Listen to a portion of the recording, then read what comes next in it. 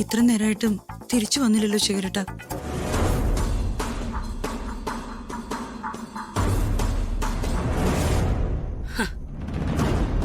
അമ്മേ, ചവിട്ടി കൂട്ടുമായിരിക്കും അവളെ.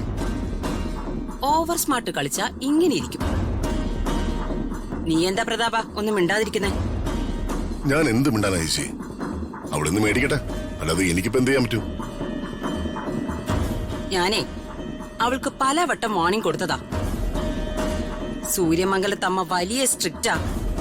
അവരുടെ മുന്നില് അവളുടെ വിളയാട്ടൊന്നും പാടില്ലാന്ന്. അതിന് ഋതുമോൾ അവിവേകൊന്നും കാട്ടിയില്ലല്ലോ ചേച്ചി. കാണിച്ചില്ലെന്നോ?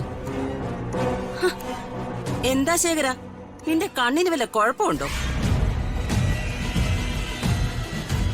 അവൾ എന്തൊക്കെ ധിക്കാരാ ഇവിടെ കിടന്ന് കാണിച്ചു കൂട്ടിയേ. പ്രതാപന് കറി വിളമ്പുന്നു. പണ്ടെങ്ങും ഇല്ലാത്ത പോലെ പ്രതാപനോട് സ്നേഹം.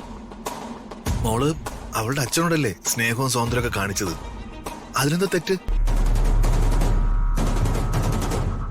ശേര ഏട്ടാ, ചേച്ചി പറയുന്നതിലും കാര്യമുണ്ട്. അമ്മ വെറും മണ്ടിയൊന്നുമല്ല, നല്ല വിദ്യാഭ്യാസവും വിവരമുള്ള സ്ത്രീയാ. ആത്മാർത്ഥയില്ലാത്ത പ്രകടനങ്ങൾ കണ്ട അവർക്ക് മനസ്സിലാവും. എന്തായാലും ഋതികയുടെ മുത്തശ്ശിയുടെ മുമ്പിൽ കുറച്ച് ഓവറായിരുന്നു. നമുക്ക് പോലും ദേഷ്യം വന്നു, പിന്നെ അവർക്ക് വരാതിരിക്കോ?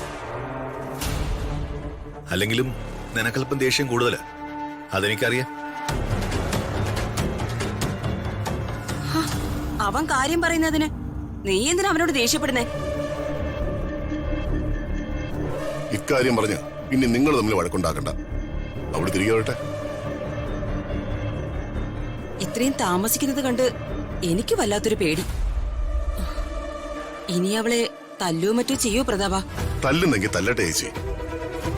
ഞാൻ ചെയ്യേണ്ടത് അവര് ചെയ്യുന്നു, അത്രേ ഉള്ളൂ.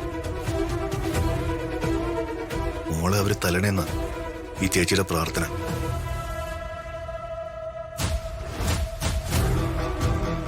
എന്താ ശേഖര, ഇടയ്ക്കൊരു രഹസ്യം? ഞാൻ ഈ അവനോട് പറയായിരുന്നു, ഭയങ്കര ചൂട്, AC ഓൺ ചെയ്യാൻ. അല്ലാതെ കൊല്ലക്കുടിയിൽ സൂചി വിൽപ്പനയല്ല അല്ലേ യാമിനി? ആ മുത്തശ്ശിയുടെ മുറിയുടെ വാതിൽ കുറ്റിയിട്ടിരിക്കുക. അതാ ഋതികയുടെ നിലവിളിയൊന്നും കേൾക്കാതെ.